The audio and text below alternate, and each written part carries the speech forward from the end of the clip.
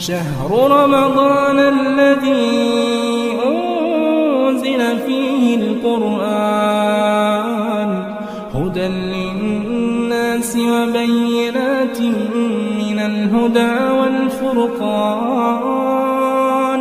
فمن شهد منكم الشهر فليصمه ومن كان مريضا أو على سفر فعدة من أيام أخر. السلام علیکم ورحمۃ اللہ وبرکاتہ.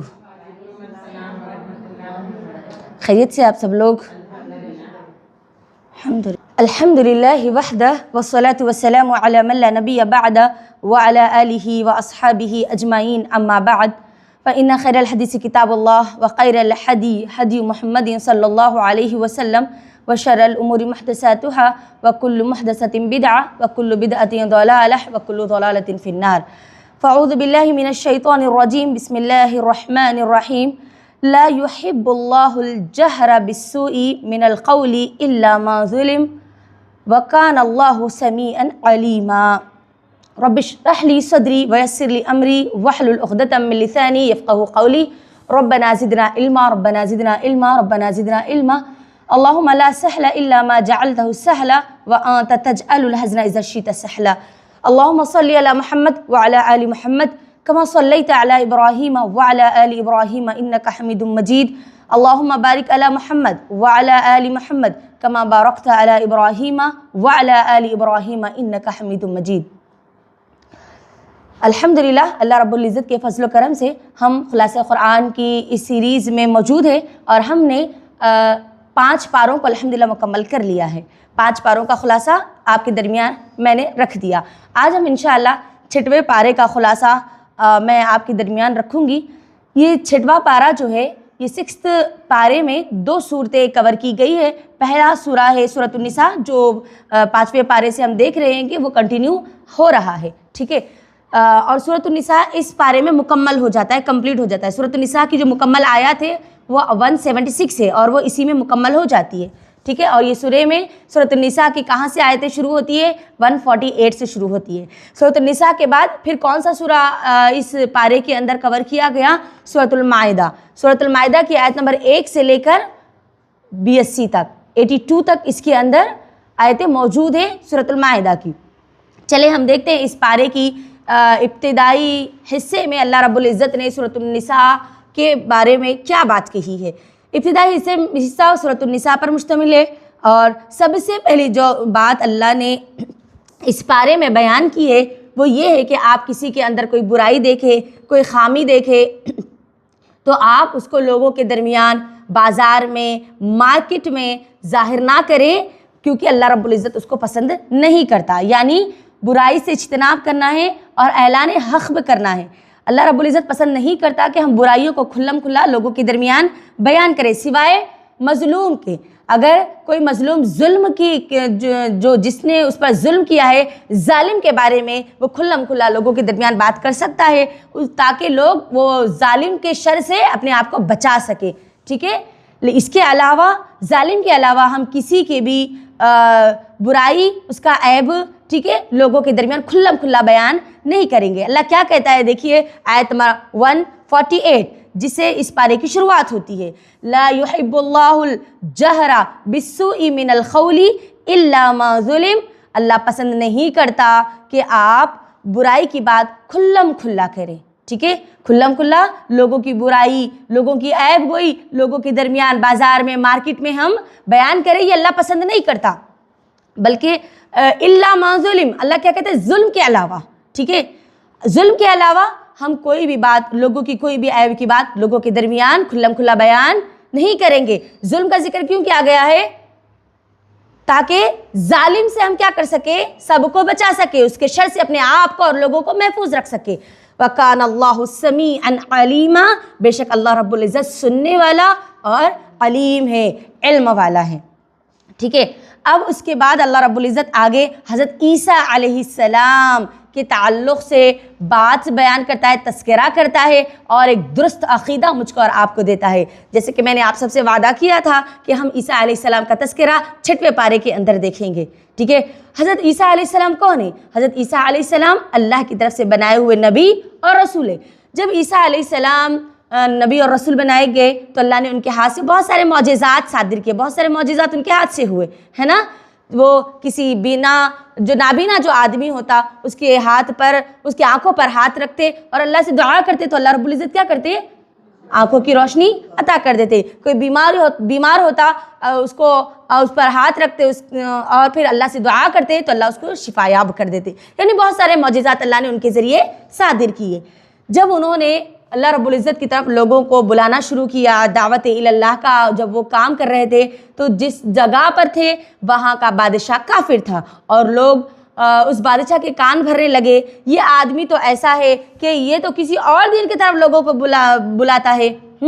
تو پھر ہوا کیا، جو دشمن اسلام ہیں، جو جتنے دشمن تھے، جو مخالفین تھے، انہوں نے عیسیٰ علیہ السلام کو قتل کرنے کی سازشیں اور پلاننگیں شروع کر دی، ان کے خلاف باتیں شروع کر دی۔ لیکن ان کو کیا پتا تھا؟ وَمَكَرُوا مَكَرُ اللَّهُ وَاللَّهُ خَيْرُ الْمَاكِرِينَ۔ ہاں، یہ جو اپنی چالیں چلتے ہیں تو اللہ بھی اپنی چالیں چلتا ہے، اپنی تدبیریں چلتا ہے، اور اللہ ہی سب سے بہترین تدبیر کرنے والا، سب سے بہترین سازش کرنے والا، سب سے بہترین چال چلنے والا ہے۔ دشمن کیا چالیں چل رہا تھا کہ کس کو قتل کر دے؟ عیسیٰ علیہ السلام کو قتل کر دے، اس دعوت کے کام کو روک دے، توحید کے کام کو روک دے۔ ہاں، لیکن ہوا کیا؟ اللہ رب العزت کی پلاننگ کیا تھی؟ عیسیٰ علیہ السلام کو صحیح اور سلامت آسمان پر اٹھا لینا، ٹھیک ہے، جس کا تذکرہ اللہ رب العزت نے کیا کیا؟ آیت نمبر 157 میں کیا ہے۔ اللہ نے عیسیٰ علیہ السلام کو آسمانوں پر اٹھا لیا، ہم کو یہی تعلیم دی گئی، ہاں، اور وہ دوبارہ اس دنیا میں آئیں گے، لیکن نبی اور رسول بن کر نہیں آئیں گے، امت محمدیہ کا ایک فرد بن کر آئیں گے، دجال کو قتل کریں گے، لوگوں کی، مسلمانوں کی امامت کریں گے، ٹھیک ہے، اور اسی زمین کی لڑکی سے، ہاں، دنیا کی لڑکی سے ان کی شادی ہوگی اور پھر فطری طور پر وہ موت ان کو آئے گی، وہ مریں گے، ٹھیک ہے۔ یاد رکھیے، کیونکہ وہ نبی اور رسول بن کر نہیں آئیں گے، کیونکہ نبی صلی اللہ علیہ وسلم آخری نبی ہے۔ نبیوں کا سلسلہ ختم ہو چکا ہے، ہاں، نبی صلی اللہ علیہ وسلم ہم سب کے لیے، پوری کی پوری انسانیت کے لیے خاتم النبی بنا کر بھیجے گئے۔ اب ان کے بعد کوئی اور نبی اور رسول آنے والے نہیں ہیں، ٹھیک ہے، یہ بات ہم کو سمجھنی ہے۔ اللہ کیا کہتا ہے 157 میں؟ وَمَا خَتَلُوا وَمَا صَلَبُوا، نہ وہ قتل کیے گئے نہ وہ پھانسی دی گئی ان کو، ٹھیک ہے۔ یہ لوگ کیا سمجھتے ہیں کہ عیسیٰ علیہ السلام، اللہ رب العزت نے کیا کیا ان کو؟ جب وہ عیسیٰ علیہ السلام کو اللہ رب العزت نے، جب ان کے تعلق سے سازشیں چل رہی تھی نا، تو اللہ نے کسی اور انسان کو عیسیٰ علیہ السلام کی صورت اور شکل دے دی اور لوگوں نے اس کو عیسیٰ علیہ السلام سمجھ کر پھانسی دے دی، ہاں، اس کو سولی پر چڑھا دیا اور یہ سمجھا کہ عیسیٰ علیہ السلام کو سولی پر چڑھایا گیا، قتل کیا گیا، جو عقیدہ آج پورے عیسائی لے کر ہاں پکارتے ہیں کہ ہمارے مسیح نے اپنے لیے ہم لوگوں کے لیے جان دے دی، وہ انہوں نے اپنے ہم سب کے لیے وہ اپنے آپ کو سولی پر چڑھا لیے، ہاں، یہ جو عقیدہ یہ لوگ بیان کرتے ہیں ان کے تعلق سے اللہ رب العزت کہتا ہے وما قتلوا، وہ قتل نہیں کیے گئے، وما صلبوا، وہ سولی پر بھی نہیں چڑھائے گئے، بلکہ اللہ رب العزت کیا کہتا ہے ان یہ معاملے میں تو یہ کیا شک میں ہیں، اور یہ لوگ ہیں نا اس بات کے اختلاف میں پڑے ہوئے ہیں، ان کے پاس کوئی دلیل نہیں ہے کہ عیسیٰ علیہ السلام کو کیا کیا گیا؟ قتل کیا گیا یا سولی پر چڑھایا گیا، بلکہ اللہ کہتا ہے وما قتلوه، یقیناً وہ قتل نہیں کیے گئے، ٹھیک ہے۔ تو عیسیٰ علیہ السلام کو لے کر ہمارا کیا عقیدہ ہے؟ بولیے، جو اللہ نے ہم کو بتلایا ہے اور رسول اللہ صلی اللہ علیہ وسلم نے ہم کو بتلایا ہے۔ عیسیٰ علیہ السلام اللہ کے رسول ہے، ٹھیک ہے، وہ زندہ آسمان پر اٹھا لیے گئے، دوبارہ زمین میں آئیں گے تو ہم کو پتہ ہے کہ وہ اس امت کا فرد بن کر آئیں گے، اوکے۔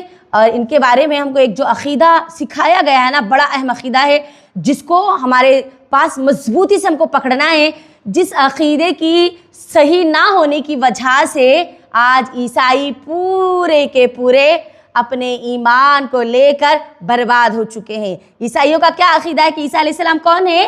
اللہ کے بیٹے ہیں، ہاں، ان کا جو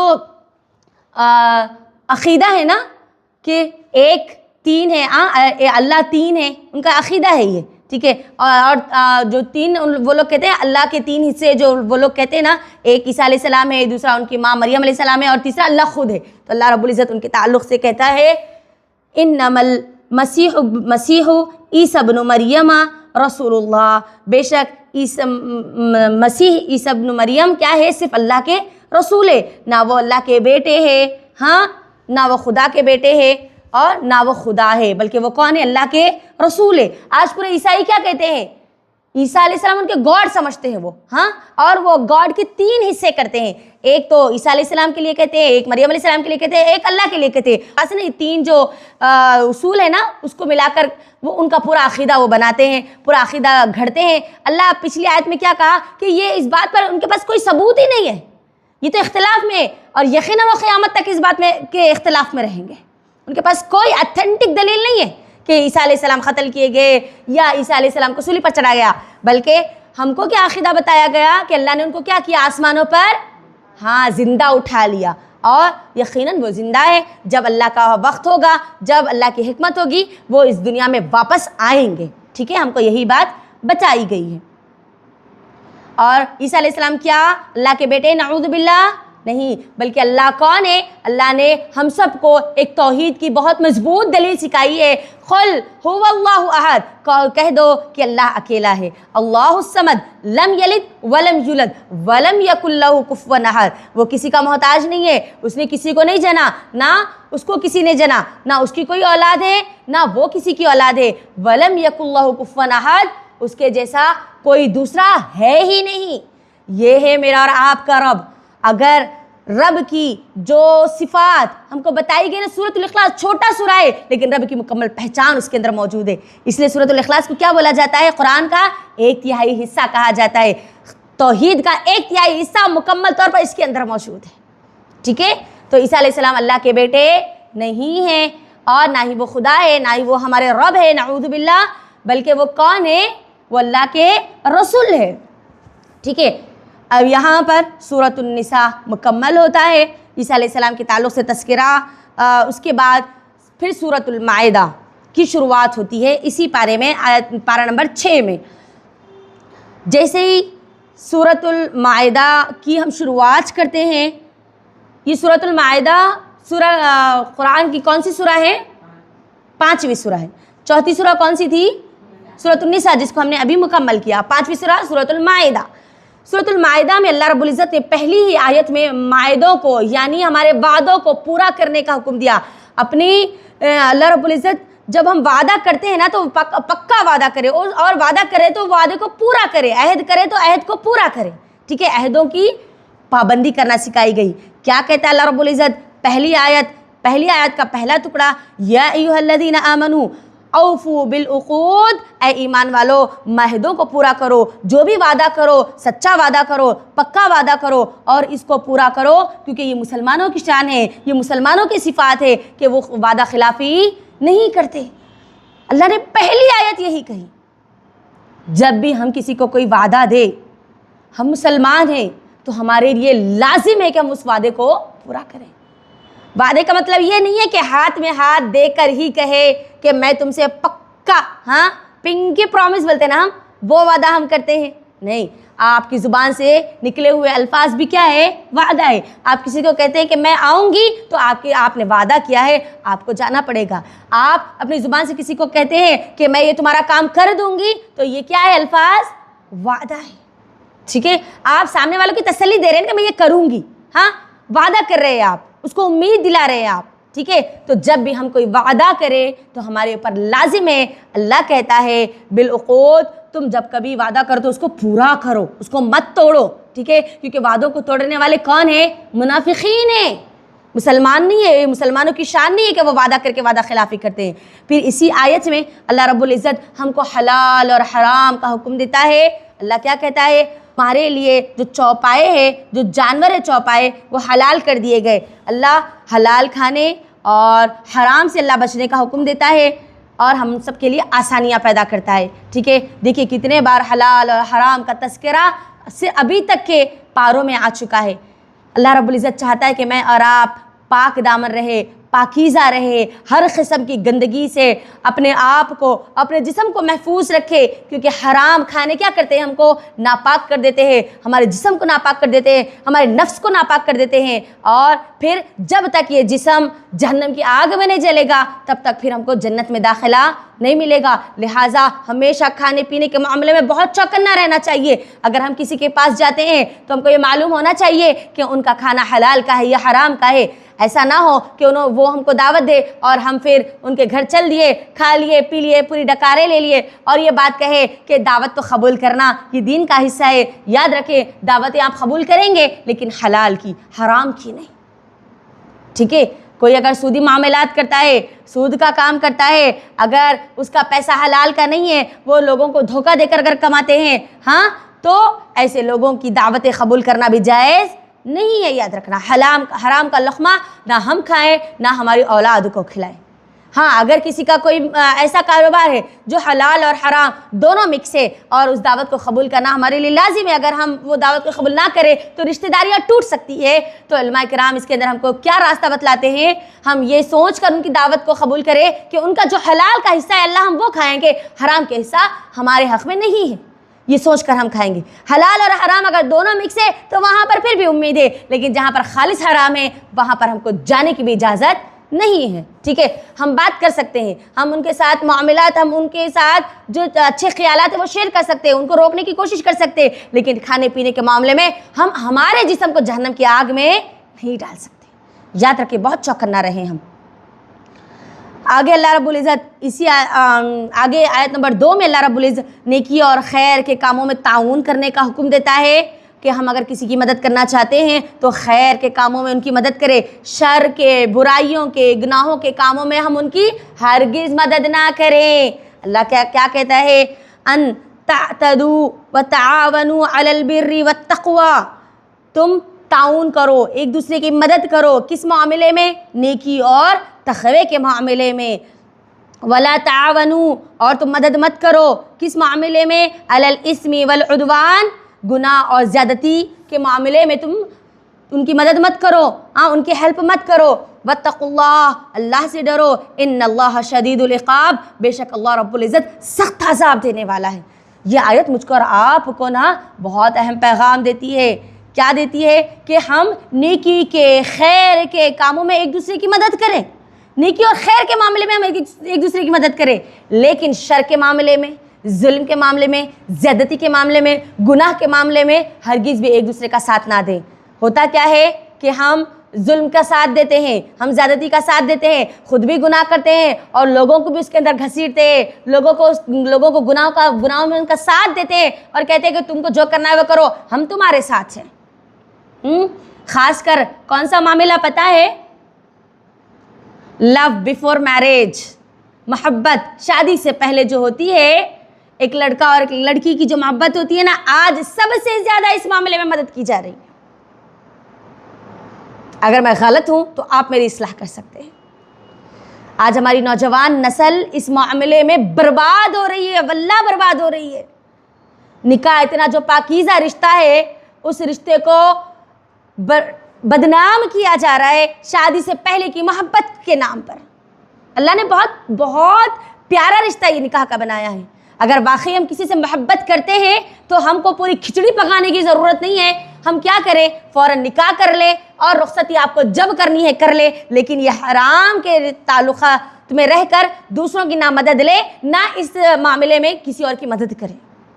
یہ گناہ کا کام ہے، ٹھیک ہے؟ دیکھو آپ کے لیے غیر محرم ہے، غیر محرم سے باتیں کرنا، اس کے ساتھ ملنا، اس کے ساتھ کھانوں پر جانا یا ڈیٹنگ کرنا، یا پھر اور دوسرے کام کرنا، یہ حرام ہے۔ آپ کو پتہ ہے غیر محرم کے تعلق سے نبی صلی اللہ علیہ وسلم نے کیا کہا؟ اگر کوئی ہم کو غیر محرم ٹچ بھی کر دے تو اس سے بہتر ہے کہ ہم ہمارے سر میں کیل کو ٹھونس لیں، کیل کو سر پہ مار لیں۔ غیر محرم کا معاملہ جب تک نکاح نہیں ہے تب تک ان کا اور ہمارا کوئی تعلق نہیں ہے۔ جب تک ہم سگنیچر نہیں کر دیں گے نا تب تک وہ ہمارے محرم نہیں بنیں گے۔ اس معاملے میں بہت زیادہ مدد کی جاتی ہے۔ آپ بات کرو، ہم دیکھتے ہیں کہ کون آتے ہیں یا کون نہیں آتے، اور سب سے زیادہ ماں باپ کو اس کے اندر دھوکہ دیا جاتا ہے، اور سب سے زیادہ یہ معاملہ فرینڈ سرکلز میں چلتا ہے۔ دوستوں میں چلتا ہے. ہاں بعض جگہ تو اتنی لا علمی ہے, اللہ ان کو علم دے, اللہ ان کی اصلاح کرے, جہاں ماں باپ خود اس معاملے میں کہتے ہیں کہ تجھے جو کرنا ہے وہ کر, ہاں ہم تیرے ساتھ ہیں, کون تجھے بولنے والے ہیں. ہم کبھی ایسے معاملات میں ہمارے اولاد کا ساتھ نہ دیں. اور واقعی اگر آپ کی بیٹی, آپ کا بیٹا کسی کو پسند کرتا ہے تو پسند کرنا غلط نہیں ہے, آپ فوراً نکاح کر دیں, پھر اس کے بعد وہ معاملات بہت اچھے سے چلے گا. اب بلکہ ڈر بھی نہیں ہوگا کہ یہ معاملہ ختم ہو, یہ رشتہ ختم ہو. اللہ نے کتنا اچھا راستہ بتا دیا نا. آج ہوتا کیا ہے, 1 سال 2 سال 4 سال 5 سال ایک دوسرے کے ساتھ ریلیشن شپ میں رہتے, رشتے میں رہتے, اور پھر ماں باپ اگر وہ پسند نہیں آیا لڑکا, یا لڑکی ماں باپ کو اس لڑکے کی پسند نہیں آئی, تو کیا کہتے ہیں کہ نہیں ہم تجھے جس سے شادی کرنے کے لیے بولیں گے تو بس تو اسی سے کرے گا, ہم جس سے تجھے کرنے کے لیے بولیں گے بس تو اسی سے کرے گی. ہوگا کیا, آگے اختلافات آئیں گے, یہ اپنی زندگی میں خوش نہیں رہے گی, وہ اپنی زندگی میں خوش نہیں رہے گا, بلکہ گناہوں کی وجہ سے نا زندگی میں کبھی سکون نہیں رہتا. تو ہم کو ایسے معاملات میں کبھی بھی مدد ہرگز بھی نہیں کرنی ہے, ٹھیک ہے. خاص کر میں نے اس کا اسی لیے تذکرہ کیا کیونکہ سب سے زیادہ آج اسی کے اندر ہم معاون اور مددگار بنتے ہیں. ہاں اپنے آپ کو مددگار ثابت کرتے ہیں کہ ہم اس کی مدد کرتے ہیں, ہم یہ معاملے کو آگے بڑھاتے ہیں. نہیں, بلکہ ایسے معاملات میں ہم کو مدد نہیں کرنی چاہیے. ٹھیک ہے. اللہ کیا کہتا ہے کہ اللہ سے ڈرو. دیکھو یہ آیت کتنی پیاری آیت ہے. اللہ نے اپنی یہ بات کہنے کے بعد کہ تم تقوی کی اور خیر کی, جب تم لوگوں کی مدد کرو گے, رہنمائی کرو گے, اور تم لوگوں کو گناہ سے, برائیوں کے ان کاموں میں تم مدد نہیں کرو گے, تو اس معاملے میں اللہ نے تقوی کو ذکر کیا. تقوی کا یہاں پر تذکرہ کیا کہ واتقوا اللہ سے ڈرو. یاد رکھو تم کس کی مدد کر رہے, کس کی مدد نہیں کر رہے, اور کن معاملات میں کر رہے. اللہ تم کو دیکھ رہا ہے. اللہ اکبر. اسی لیے اپنی اولاد کو نا سب سے زیادہ نا تقوی کی تعلیم دو. جب ہم یا ہماری اولاد متقی بن جائیں گے نا, تو میری یہ گارنٹی ہے, اللہ کا وعدہ ہے, اللہ اس کو گناہوں کی طرف جانے ہرگز نہیں دے گا, بلکہ اللہ خود اس کی حفاظت کرے گا. متقی, تقوی سب سے اہم اور سب سے زیادہ دی جانے والی تعلیم ہے, جو ہم کو ہماری تربیت میں اس کو شامل کرنا چاہیے, خود کے لیے بھی, ہمارے اولاد کے لیے بھی, اور اپنے ساتھ رہنے والے سب کے لیے بھی. دوست ہے تو وہ دوسرے دوست کو کہے واتقوا اللہ, اللہ سے ڈرو, کوئی غلط کام مت کرو, تم میرا دوست ہے.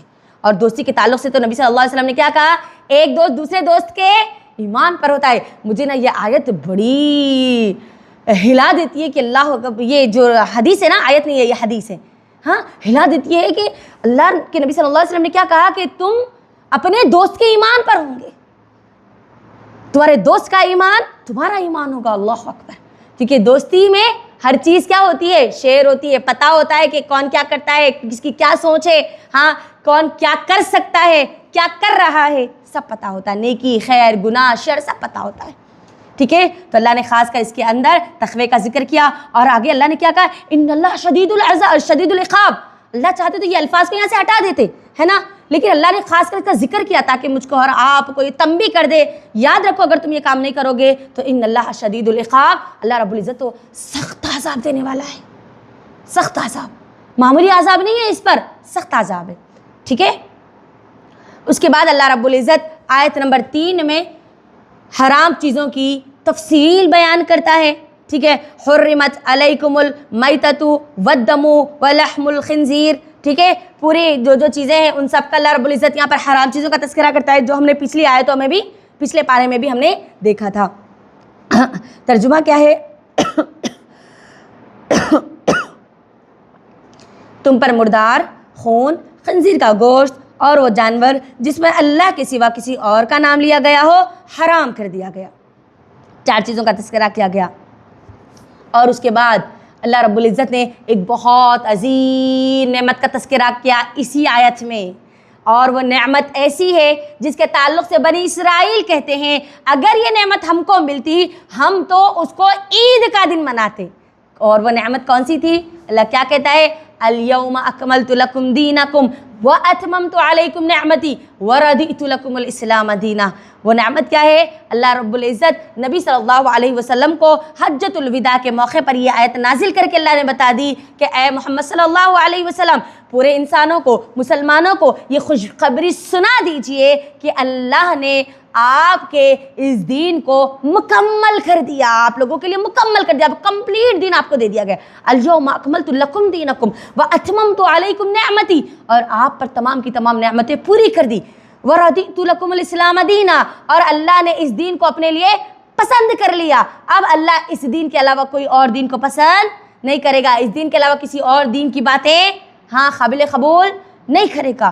اسلام کو نعمت قرار دیا گیا۔ اسلام بہت بڑی نعمت ہے، یقین مانیے جس دن میں اور آپ اللہ کے سامنے ہوں گے نا، اس دن ہم کو احساس ہوگا کہ اسلام یہ کتنی بڑی نعمت اللہ نے مجھ کو اور آپ کو عطا کی ہے۔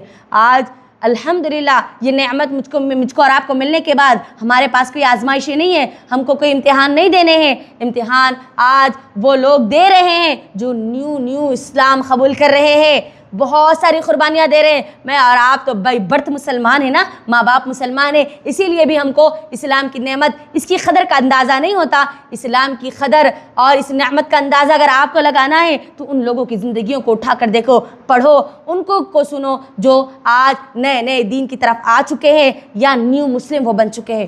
بہت مشکلیں، بہت پریشانیوں کو ان کو سامنا کرنا پڑتا ہے دین پر قائم رہنے کے لیے، دین پر عمل کرنے کے لیے۔ آج ہمارے لیے آسانیاں ہیں، اس کے باوجود بھی آج ہم عمل سے بہت دور رہتے ہیں، اپنے آپ کو بہت دور رکھتے ہیں۔ ہمارا دل جو کرتا ہے ہم وہ عمل کرتے ہیں، ہمارا دل جو نہیں کہتا ہم وہ عمل نہیں کرتے ہیں۔ اللہ کے لیے جو حکم، جو احکامات اللہ کہتا ہے اس پر عمل کرے۔ یہ نعمت بہت عظیم نعمت ہے، بہت بڑی نعمت ہے۔ یاد رکھے، اس نعمت کو پکڑ کے رکھے، مضبوطی کے ساتھ رکھے، استقامت کے ساتھ رکھے، موت تک، آخری سانس تک۔ ٹھیک ہے، یہی میری اور آپ کی کامیابی کی دلیل ہے۔ ٹھیک ہے، تو اللہ نے اس آیت میں کیا کہا کہ تمہارے لیے دین کو مکمل کر دیا گیا۔ نعمتیں، جتنی نعمتیں دی جا سکتی تھی اللہ کی طرف سے، تمام نعمتیں آپ کو دے دی گئی۔ شر، خیر، سب کچھ بتا دیا گیا۔ آپ کی ہر خواہش جو پوری ہو سکتی ہے اللہ نے ان سب کا ذکر کر دیا۔ اب کوئی اور نعمت کی ہم کو ضرورت نہیں ہے، تمام کی تمام نعمتیں دے دی گئی۔ اور اللہ نے کیا کہا کہ وَرَضِيتُ لَكُمُ الْإِسْلَامَ دِينًا، راضی بھی ہو گیا۔ اب جو کوئی اس دین پر عمل کرے گا اس سے اللہ راضی ہے۔ جو کوئی اس دین کو چھوڑ کر کوئی دین پر، دوسرے دین پر عمل کرے گا، اللہ اس کے دین کو قبول نہیں کرے گا۔ ٹھیک ہے، اور یہ آیت کب نازل ہوئی تھی بولیے؟ حجۃ الوداع کے موقع پر نازل ہوئی تھی۔ اللہ کے نبی صلی اللہ علیہ وسلم نے کیا کہا، کیا لوگوں سے گواہی لی تھی اس وقت حجۃ الوداع کے موقع پر یہ آیت کے نازل ہونے کے بعد؟ تمام کے تمام لوگ جب اکٹھا تھے حجۃ الوداع کے موقع پر، نبی صلی اللہ علیہ وسلم نے اپنی انگلی کو آسمان کی طرف کر کے اللہ کو گواہ رکھا تھا، ہے نا۔ تمام لوگوں سے پوچھا تھا، اے لوگوں کیا میں نے تم کو مکمل دین پہنچا دیا؟ اے لوگوں کیا میں نے تم کو مکمل دین پہنچا دیا؟ اے لوگوں کیا میں نے تمہارے درمیان دین کو مکمل پہنچا دیا؟ تو تمام کے تمام صحابہ، تمام کے تمام انسان جو اس وقت وہاں پر حجۃ الوداع کے موقع پر موجود تھے، سب نے ایک آواز لگا کر کہا، ہاں اللہ کے نبی صلی اللہ علیہ وسلم آپ نے مکمل دین کو ہم تک پہنچا دیا۔ تو نبی صلی اللہ علیہ وسلم نے اللہ کو گواہ رکھ کر اپنی انگلی کو آسمان کی طرف کر کے کہا، اللہم اشہد، اللہم اشہد، اللہم اشہد، اے اللہ تو گواہ رہنا، اے اللہ تو گواہ رہنا، اے اللہ تو گواہ رہنا، میں نے ان لوگوں کے درمیان دین کو مکمل پہنچا دیا۔ اللہ اکبر۔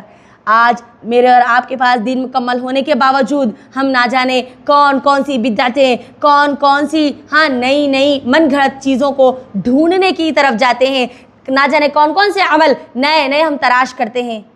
دین مکمل، صحیح، سالم دلائل کے ساتھ میرے اور آپ کے پاس محفوظ ہے۔ یاد رکھیں، اس دور میں جتنی اللہ نے ہمارے لیے دین کے لیے آسانیاں پیدا کی صحیح دین کو معلوم کرنے کے لیے، میں نہیں سمجھتی کہ آج سے پہلے کبھی کسی دور میں اتنی آسانیاں تھیں۔ اگر آپ کا صحیح طریقہ معلوم کرنا ہے، صرف فنگر ٹپ پہ آپ کیا کر سکتے ہیں؟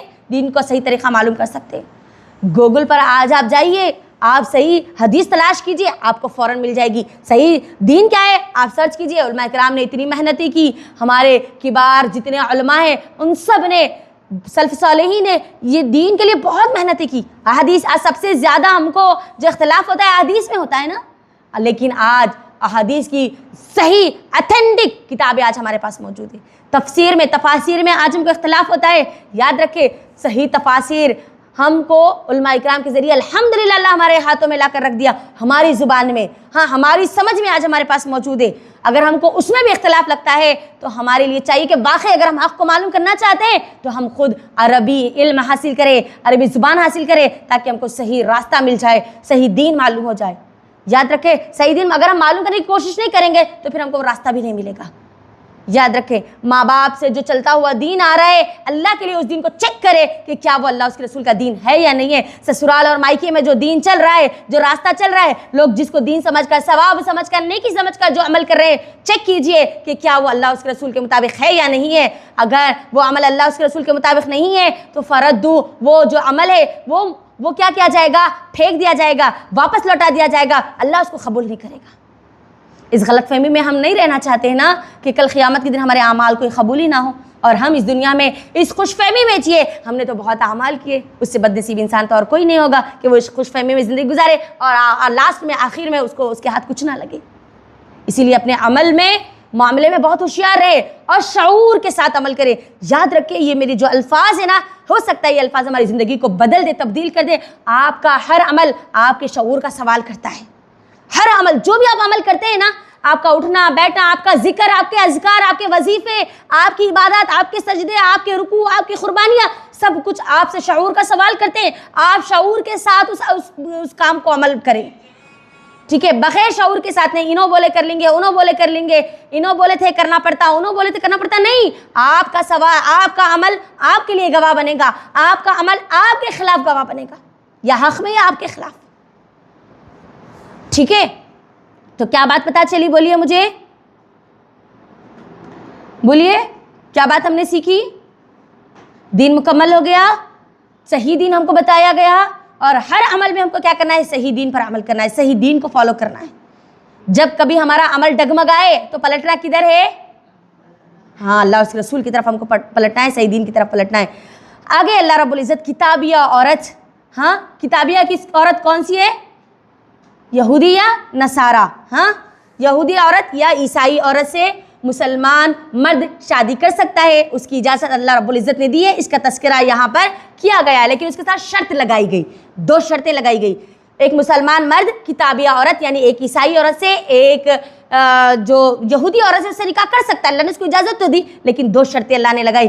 کیا لگائی اللہ رب العزت نے؟ پہلی شرط یہ لگائی کہ وہ اپنے دین کے معاملے میں سخت نہ ہو, آپ کو اس کی دین کی طرف پلٹانے والی نہ ہو, پہلی شرط. دوسری شرط کیا ہے؟ کہ وہ پاک دامن ہو, زانیہ, فاحشہ, بدکار نہ ہو.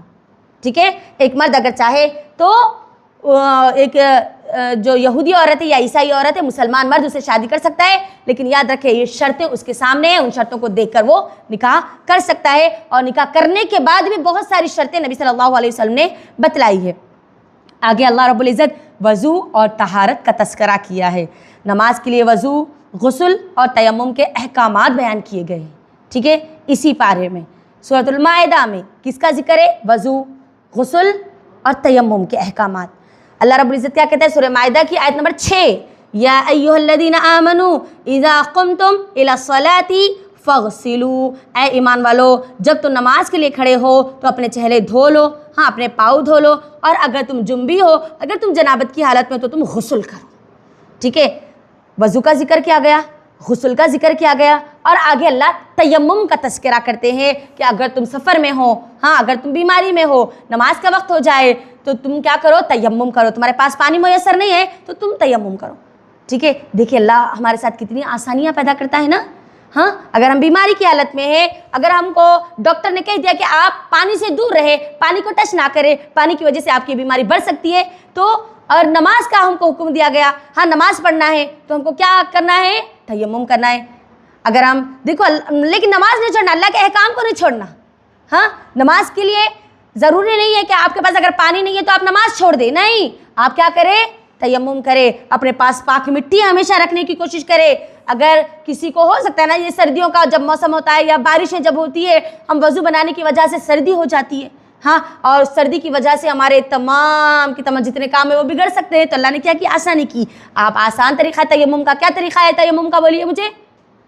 بسم اللہ پڑھنا ہے, اپنے دونوں ہاتھوں کو مٹی پر مارنا ہے, اور پھر سیدھے ہاتھ کو, ہاں دائیں ہاتھ کو بائیں ہاتھ پر, بائیں ہاتھ کو دائیں ہاتھ پر پھیرنا ہے, اور پھر ان دونوں ہاتھوں کو ہم اپنے چہرے پر پھیر لینا ہے, اور اس کے بعد وضو کے بعد کی جو دعا ہے وہ دعا پڑھ لینا ہے. آپ کا وضو ہو جائے گا. اور یاد رکھیں اگر کوئی جنابت کی حالت میں ہے اور وہ غسل نہیں کر سکتا, پانی سے وہ نہانے کی وجہ سے وہ بیمار ہو سکتا ہے, سردی بہت زیادہ ہے یا پانی استعمال کرنے سے اس کی بیماری بڑھ سکتی ہے، تو نبی صلی اللہ علیہ وسلم نے مجھ کو آپ کو کیا بتلایا کہ یہ تیمم اس کے غسل کے برابر ہوگا، ٹھیک ہے۔ اگر جنابت کی حالت میں ہے، پانی استعمال نہیں کر سکتے، نماز آپ کو پڑھنی ہے، اگر آپ نہائیں گے تو بیمار ہو سکتے ہیں، غسل کرنے پر آپ کی بیماری بڑھ سکتی ہے، تو پھر یاد رکھے یہ غسل کا قائم مقام کیا ہے؟ تیمم ہے۔ اللہ اکبر، اللہ نے کتنی آسانیاں پیدا کی نا ہمارے لیے، یہ ہمارے رب کا دین ہے جو ہمارے لیے آسانیوں پہ آسانیاں پیدا کرتا چلا جاتا ہے، اور ہم ہیں کہ اسی دین کو چھوڑ کر مستی اور مزے کی تلاش میں نکلتے ہیں اور اس دین پر عمل نہیں کرتے، ٹھیک ہے۔ آگے اللہ رب العزت آیت نمبر 18 میں یہودیوں کا جو ایک غلط عقیدہ تھا اس کا اللہ نے تذکرہ کیا ہے۔ یہودی کہتے ہیں کہ ہم اللہ کے بیٹے ہیں، ہم اللہ کے چہیتے ہیں، ہاں یہ ان کا خیال تھا، آیت نمبر 18 یہ ان کا خیال تھا۔ تو اللہ کے نبی اللہ رب العزت نے کیا کیا یہاں پر ڈائریکٹ آیت میں کہہ دیا کہ قل فلما يعذبكم بذنوبكم، اگر تم واقعی اللہ کے پیارے ہو، وقالت اليہود والنصارى، اے یہود و نصارہ تم جو کہتے ہو نا کہ تم اللہ کے بیٹے ہو، تم اللہ کے پیارے ہو، تو پھر اللہ رب العزت تم کو تمہارے گناہوں پر عذاب کیوں دیتا ہے جبکہ تم تو عام مخلوق کی طرح انسان ہو، بشر ہو۔ اب یہاں پر کیا بات بتائی گئی؟ ہاں اے محمد صلی اللہ علیہ وسلم ان لوگوں کو کہہ دو، یہ جو کہتے ہیں نا ہم اللہ کے پیارے ہیں، ہم اللہ کے بیٹے ہیں، ہاں تو کہہ دو پھر اللہ ان کو گناہوں پر سزا کیوں دیتا ہے؟ اگر ہم اپنے آپ کو یہ غلط فہمی میں پالتے ہیں کہ ہم اللہ کے پیارے ہیں، ہم اللہ کے چہیتے ہیں، ہم مسلمان ہیں، ہم کلمہ پڑھ لیے، ہم نے تو اور جنت میں کون جائیں گے، تو یہ زبانی وعدے جو ہے نا اس کو ثابت کرنے کے لیے دلیل کی ضرورت ہے، صرف زبانی وعدے کرنا کافی نہیں ہے۔ اگر ہم واقعی یہ بات کہتے ہیں نا کہ اللہ ہم سے محبت کرتا ہے تو ہم کو ثابت کرنا پڑے گا کہ کیا واقعی اللہ ہم سے محبت کرتا ہے یا نہیں کرتا۔ یاد رکھیں صرف زبانی دعوے نہیں کرنا جیسے یہود و نصارہ کیا کرتے تھے، ہاں پھر اللہ یہاں پر کیسے اللہ نے ان کو انہی کے سوال کی طرف اللہ نے لوٹا دیا نا کہ پھر اللہ تم کو عذاب کیوں دیتا تمہارے گناہوں پر؟ جو جس سے اگر محبت کرتا ہے اس کے گناہوں کو کیا کرتا ہے، وہ کیا کرتا؟ معاف کر دیتا۔ اگر محبت کرتا ہے نا اولاد اگر کوئی غلطی کر دی تو ماں باپ کیا کرتے ہیں؟ ٹھیک ہے جان دو، چلو ٹھیک ہے آج کے لیے معاف، دوبارہ مت کرنا، آج کے لیے معاف، دوبارہ مت کرنا، محبت ہے نا اسی لیے۔ تو اے یہود اور نصارہ جب تم گناہ کرتے تو پھر اللہ تم کو عذاب کیوں دیتا؟ ہاں بنی اسرائیل کو کتنے عذابات آئے نا، کئی عذابات، ہاں جب وہ کوئی چیز کھاتے تو اس کے اندر عذاب، کوئی چیز پیتے تو اس کے اندر عذاب، سانس لیتے تو اس کے اندر عذاب، بہت سارے عذابات ان کو دیے گئے، ٹھیک ہے۔ اور اگر اللہ تم سے محبت کرتا ہے تو پھر اللہ تم کو تمہارے گناہوں پر عذاب کیوں دیتا ہے؟ اللہ جس کو چاہتا ہے معاف کر دیتا ہے، جس کو چاہے اللہ بخش دیتا ہے، ٹھیک ہے۔ تو یہ بات یہاں پر ثابت ہو گئی کہ ہم اللہ سے اگر محبت کا دعویٰ کرتے تو ہم کو کیا کرنا پڑے گا؟ ثبوت پیش کرنا پڑے گا، دلیل پیش کرنی پڑے گی۔ آگے اللہ رب العزت آیت نمبر 27 میں آدم علیہ السلام کے دو بیٹوں کا جو مشہور واقعہ ہے حابیل اور قابیل کا، اس کا اللہ نے تذکرہ کیا ہے۔ آدم علیہ السلام کے دو جو بیٹے تھے ان کا سچا واقعہ ہے نا، ہم کو پتہ ہے۔ وہ دونوں جو بیٹے تھے حابیل اور قابیل، دونوں میں ایک معاملے پر، ایک مسئلے میں اختلاف ہو گیا، تو آدم علیہ السلام نے اللہ کی جانب سے ان کے لیے یہ بات رکھی کہ تم اللہ کے سامنے قربانی کرو، صدقہ کرو، جس کی قربانی اللہ قبول کرے گا وہ اس معاملے کو، اس اختلاف کو ختم کرنے پر صادر ہوگا۔ ہوا کیا؟ دونوں نے اپنی قربانی رکھی اور اللہ نے کس کی قربانی قبول کی؟ حابیل کی اللہ نے قربانی قبول کی۔ قابیل کی قربانی اللہ نے قبول نہیں کی، جس پر قابیل نے کیا کہا؟ حابیل کو میں تمہیں قتل کر دوں گا۔ تو حابیل نے کیا جواب دیا؟ بڑا اہم جواب ہے ان کا، قال انما يتقبل الله من المتقین، بے شک اللہ رب العزت تو متقین کی جو عبادات ہے نا اس کو قبول کرتا ہے۔ اللہ اکبر۔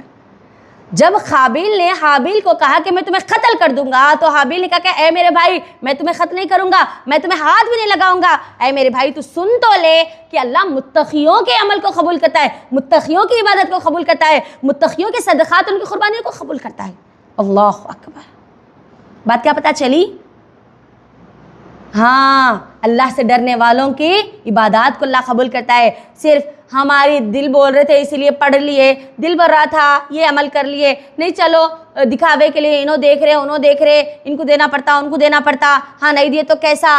یاد رکھو جو چیز اخلاص کے ساتھ نہیں ہوگی, خالص اللہ کے لیے نہیں ہوگی, وہ اللہ رب العزت قبول نہیں کرے گا. جو بھی عمل کرے ہم اخلاص کے ساتھ کرے, خالص اللہ کے لیے کرے. بلکہ جب ہم اخلاص کے ساتھ کریں گے نا تو ہم نے پچھلے سوروں میں دیکھا نا کہ اللہ رب العزت کیا کرے گا, اخلاص کے بنیاد پر کی گئی نیکی کا اجر اللہ کیا کرتا ہے, بڑھا دیتا ہے. کیسا, ایک نیکی کا 70 سے 700 گنا تک اللہ بڑھا دیتا ہے. ہم نے پچھلی آیتوں میں دیکھا تھا, پچھلے سوروں میں ہم نے سنا تھا اس بات کو. تو اخلاص کے ساتھ نیکی کرے, ہم کو اجر اللہ رب العزت دگنا چگنا بڑا کر اللہ رب العزت دے گا. ٹھیک ہے, تو ہوا کیا, قابیل نے حابیل کو قتل کر دیا. پورا تذکرہ آگے ان آیتوں میں موجود ہے. آیت نمبر 27, قابیل نے کیا کیا, حابیل کو قتل کر دیا. اب وہ پریشان ہو گیا کہ میں اس کو کیا کروں, ہاں اس کو کہاں رکھوں, کیونکہ لوگوں کو پتہ چل جائے گا اگر اس کی باڈی, اس کی لاش اگر دکھیں گی تو لوگ پہچان لیں گے. تو اللہ نے کیا کیا, ایک کوے کو بھیجا, کوے کا ذکر کیا. ایک کوا اپنے منہ میں ایک دوسرا مردے کوے کو لایا, ٹھیک ہے, اور اس نے کیا کیا, کوے نے چونچ سے وہاں پر گڑھا بنایا اور جو مردہ کوا تھا اس کو اس کے اندر ڈالا اور اس کے اوپر مٹی ڈال دیا. جب قابیل نے یہ واقعہ دیکھا نا تو کہنے لگا میں تو اس کوے سے بھی گئے گزرا ہوں جو کیا بولتے اس کے لیے کوئی یہ سامان بھی تیار نہیں کر سکا. پھر اس نے کیا کیا کہ ویسے جیسے اس نے کوے کو دیکھا تھا نا ویسے کیا کیا, زمین کو کھودا, ہاں حابیل کو اس کے اندر ڈالا اور دفن کر دیا. اللہ نے یہاں سے کیا کیا, ہم کو انسانوں کو دفن کرنے کا اللہ نے طریقہ سکھلایا کوے کے ذریعے. ٹھیک ہے, جب بعد میں قابیل کو یہ احساس ہوا کہ میں نے بہت بڑی غلطی کی ہے, لیکن ہوا کیا, اس کی غلطی ہمیشہ کے لیے ایک سزا بن گئی. ہم کو چاہیے کہ ہم گناہ کرنے سے پہلے سوچے سمجھے, گناہ ہونے کے بعد شرمندگی یہ پھر ہم کو فائدہ نہیں دے گی. یاد رکھنا, ہمیشہ چوکنا رہنا چاہیے, ہر عمل پر ہمارے لیے چوکنا رہنا چاہیے. ہم کرنے کے بعد افسوس کرنا ہم کو کوئی فائدہ نہیں دے گا. ایسے ہی ہوا نا, وہ افسوس کرنے لگا, بعد میں افسوس کرنے لگا, قتل کرنے کے بعد افسوس کرنے لگا. کیا اس کا یہ بعد میں افسوس کرنا اس کے لیے فائدہ مند بنا؟ نہیں. قیامت تک جتنے لوگ قتل کریں گے اس کی سزا قابل کو بھی ملے گی. جو گناہ کی شروعات کرے گا سب سے پہلے جتنے لوگ اس گناہ کو کریں گے اس گناہ کی شروعات کرنے والے کو بھی اس کا حصہ دیا جائے گا. اللہ اکبر. اور جو کوئی نیکی کی شروعات کریں گے, جتنے لوگ نیکی کریں گے ان سب کو جس نے شروعات کی تھی اس کو بھی اس کے اندر اس کا حصہ ملے گا. بڑی اہم بات ہے. ہم کوئی نئی چیزیں ایسی شروع نہ کرے, گناہوں کے, معصیت کے ایسے کام نہ شروع کرے جس کی وجہ سے ہم تو اس دنیا سے چلے جائے لیکن پھر ہمارے کھاتے میں گناہ لکھتے جائے.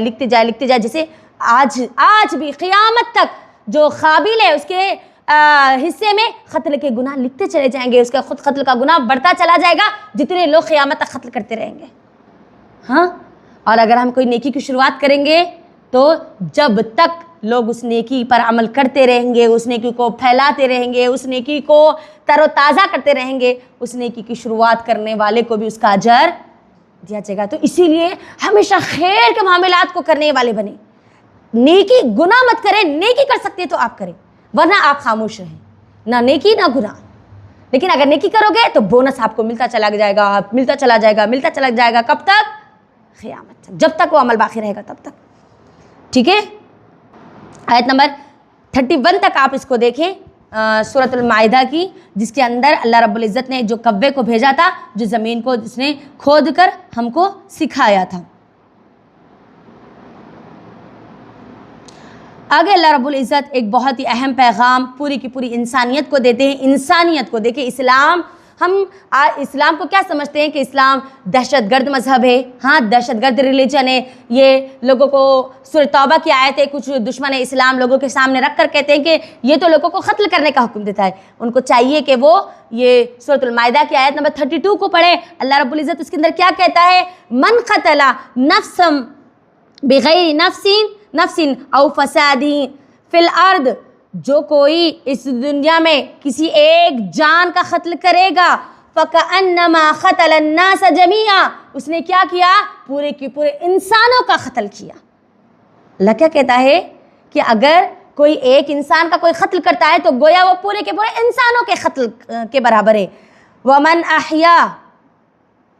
أَحْيَاهَا فَكَأَنَّمَا أَحْيَا النَّاسَ جَمِيعًا، اگر کوئی کسی ایک جان کو بچاتا ہے تو گویا اس نے تمام انسانوں کی جان کو بچائی۔ کتنا پیارا مذہب ہے وہ دین جو پوری کی پر، دیکھو یہاں پر اللہ نے مسلمان، کافر، کسی کا بھی تذکرہ نہیں کیا، جان، نفس، چاہے وہ کسی بھی دھرم کا ہو، چاہے وہ کسی بھی مذہب کا ہو، وہ کسی بھی ریلیجن کو فالو کرنے والا ہو، اگر کوئی ایک انسان کو بچاتا ہے، اس کی جان کو بچاتا ہے تو گویا اس نے پوری انسانیت کو بچا لیا، اور اگر کسی ایک جان کو قتل کرتا ہے تو گویا اس نے پوری انسانیت کو قتل کر دیا۔ یہ تعلیمات دیتا ہے میرا اور آپ کا دین، اتنی پیاری تعلیمات دیتا ہے میرا اور آپ کا دین، دین اسلام، پوری انسانیت کو۔ تو یہ کیسے ہو سکتا ہے کہ دین لوگوں کو قتل کرنے کا حکم دے، ہاں، مارنے کا حکم دے، لڑائی جھگڑا کرنے کا حکم دے؟ دین اسلام کا مطلب ہی کیا ہے؟ سلامتی، ہاں، جو کہ آپ ہم جو دعویٰ کرتے ہیں نا، لوگ دعویٰ کرتے ہیں نا دہشت گرد، اس کے پورے خلاف ہے، اس کے الفاظ ہی بتا رہے ہیں کہ یہ اس کے پورے خلاف ہے۔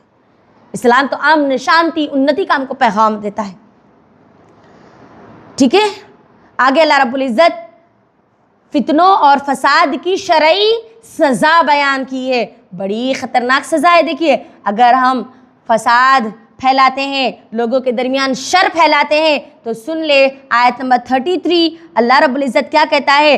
جو لوگ اللہ اور اس کے رسول سے لڑتے ہیں اور زمین میں فساد پھیلانے کی کوشش کرتے ہیں، ان کی سزا یہی ہے کہ انہیں قتل کیا جائے یا سولی دے دی جائے، یا ان کے ہاتھ اور پاؤں مخالف سمتوں میں کاٹ دیے جائے، یا انہیں کیا کریں؟ ہاں، شہر بدر کر دے، ملک بدر کر دے۔ یہ ان کے لیے دنیا میں رسوائی ہے اور آخرت میں ان کے لیے بڑا عذاب ہے۔ شر اور فساد پھیلانے والوں کے لیے دنیا اور آخرت دونوں میں عذاب ہے۔ ہاں، ہم کبھی بھی شر کو پھیلانے کا ذریعہ نہیں بننا، ہم کسی فتنے کا کوئی ذریعہ نہیں بننا۔ اللہ نے کیا کہا؟ ہم تعاون کریں کس معاملے میں؟ خیر اور نیکی کے معاملے میں، اور ہم شر کے معاملے میں، گناہ کے معاملے میں، زیادتی، ظلم کے معاملے میں مدد کریں، تعاون کر سکتے ہیں؟ ہم نہیں کر سکتے ہر کس میں، ٹھیک ہے۔ یہ فساد کیا ہے؟ فساد کیا ہے؟ لوگوں کو گناہوں پر ساتھ دینا یا گناہ کرنا، ہاں، کسی پر ظلم کرنا، کسی کو تکلیف دینا، یہ سب فساد ہی تو ہے نا؟ تو اللہ کیا کہتا ہے؟ ان کی سزا کتنی خطرناک اللہ نے سزا بیان کی ہے نا۔ اگر وہ باز نہیں آئیں گے اپنے فتنوں کو پھیلانے سے یا شر کو پھیلانے سے، تو اللہ کیا کہتا ہے؟ ان کو قتل کر دے، اسلامی حکومت ہوگی تو ان کو قتل کرے، ان کو سولی پر چڑھا دے، ان کے ہاتھ اور پاؤں اپوزٹ سمت میں، ایک دایاں پیر ایک بایاں پیر کاٹ دے، یا ایک بایاں ہاتھ یا ایک دایاں پیر کاٹ دے، مخالف سمتوں میں کاٹ دے۔ اللہ اتنی خطرناک سزا بیان کرتا ہے شر اور فتنہ پھیلانے والے لوگوں کے تعلق سے۔ یہ جو سزا ہے نا، یہ دنیاوی سزا ہے جو دنیا میں دی جائے گی، آخرت میں اس کے لیے تو اور الگ سزا ہے۔ اللہ اکبر۔ لہٰذا اپنے آپ کو ہمیشہ چوکنا رکھیں، کبھی کوئی فساد اور شر کا ذریعہ نہ بنے، ٹھیک ہے۔ سوائے کس کے؟ کن لوگوں کے؟ یہ جو سزا تو ان لوگوں کو دی جائے گی، لیکن کس کو سزا نہیں دی جائے گی؟ آیت نمبر 34 میں دیکھیے، اِلَّا الَّذِينَ تَابُوا، جو لوگ توبہ کر لے تمہارے خوابوں پانے سے پہلے، فَاعْلَمُوا أَنَّ اللَّهَ غَفُورٌ رَحِيمٌ، تو پھر جان لو کہ اللہ بہت بخشنے والا اور بہت نہایت مہربان ہے۔ اگر کوئی یہ فساد کرتے ہیں، یہ شر پھیلاتے ہیں، لیکن وہ توبہ کر لیتے ہیں، ہاں، ہمارے ان کو خوابوں کرنے سے پہلے، یعنی اگر وہ آپ کے انڈر آئیں گے اس کے بعد توبہ کریں گے تو ایک الگ معاملہ ہوگا، لیکن جیسے جنگ کا معاملہ ہوتا ہے نا، ہاں، وہ آپ کے انڈر آنے کے بعد توبہ کرتے ہیں یا آپ کے آنے سے پہلے توبہ کرتے ہیں، تو اگر وہ توبہ کر لے، اللہ رب العزت کیا کہتا ہے؟ وہ اپنے کام کو چھوڑ دے تو آپ کیا کرو؟ ان کو معاف کر دو۔ بے شک اللہ رب العزت کیا ہے؟ رحم کرنے والا ہے، بخشنے والا ہے، مہربان ہے۔ جب رب مہربان ہے تو پھر اس کے بندے بھی بندوں پر مہربانی کرنی چاہیے۔ آگے اللہ رب العزت وسیلے کا معنی اور مفہوم بیان کرتا ہے، آیت نمبر 35۔ وسیلہ جس کو نہ سمجھنے کی وجہ سے آج امت کا ایک بہت بڑا حصہ، بہت بڑا طبقہ گمراہی اور ضلالت کا شکار بن چکا ہے۔ اس کا معنی اور صحیح مفہوم قرآن کی روشنی میں، اس خلاصہ قرآن میں سمجھنے کی کوشش کریں، تاکہ یہ جو غلط لوگ عقیدے بیان کرتے ہیں اس سے ہم اپنے آپ کو بچا سکیں۔ اللہ کیا کہتا ہے؟ یا ایھا الذین آمنوا اتقوا اللہ وابتغوا الیہ الوسیلہ۔ اللہ کیا کہتا ہے؟ اے ایمان والو اللہ سے ڈرو اور کیا کرو؟ وسیلہ تلاش کرو، اس تک پہنچنے کا ذریعہ تلاش کرو، اور اس کی راہ میں کیا کرو؟ وجاہدو، کوششیں کرو، جہاد کرو، فی سبیل اللہ، اللہ کے راستے میں، لعلکم تفلحون، تاکہ تم کیا ہو جاؤ؟ کامیاب ہو جاؤ۔ آیت نمبر 35۔ وسیلے کا مطلب کیا ہے؟ قربت حاصل کرنا، اللہ کے قریب ہو جانا، ٹھیک ہے؟ وسیلے کا معنی کیا ہے؟